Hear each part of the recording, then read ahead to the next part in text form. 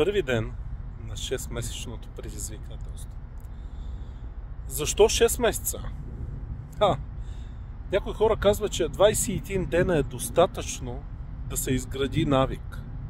Въпросът е, че този навик трябва да бъде приет от организма. Този навик трябва да се превърне не само като навик, а като начин на живот. Най-хубаво да е предизвикателството цял живот, но пък кога ли ще дойде резултата? Преди малко се качих на кантара и нещата хич не са хубави. В момента съм в кулминацията си на своите килограми над 180. Да, казвам над, защото съм с маратонки, тениска, анцук и така. 6 месеца. За тези 6 месеца ще наблюдаваме нещо много интересно, което се отрази не само на килограмите ми, а и на начина ми на мислене, на парите, които печеля, на начина ми на живот и най-вече на нивото ми на забавление. Защо на нивото на забавление? Защото хормоните са точно тези, които ни управляват, или които ни манипулират, или които ни ръководят. Ще е интересно да се заформи дискусии на темите, които ще се появят през тези 6 месеца, защото тези дискусии ще бъдат много полезни.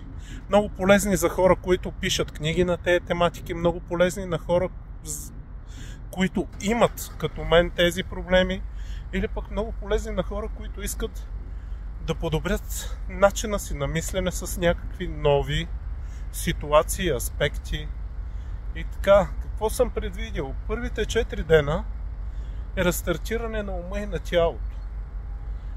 Да, ще използвам специални програми, да, ще използвам специална методология, но по-важно е принципа. Реално погледнато, всеки един човек, когато знае принципа, може нещата да си ги направи сам.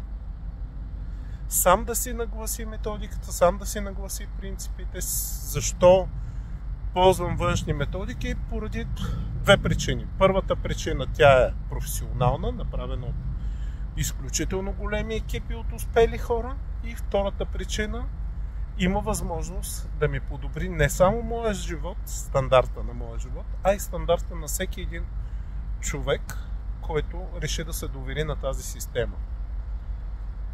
Ще гледаме резултати. Емоционалното ми състояние в момента е не толкова обнадеждаващо. Да, вярвам, че нещата ще се случат.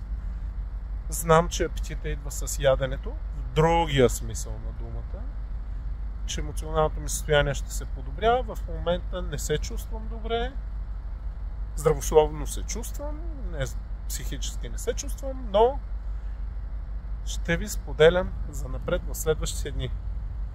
Здраве и късмет, много усмивки, бъдете българи, както казва моят приятел Павел Серафимов, и живота е с нас.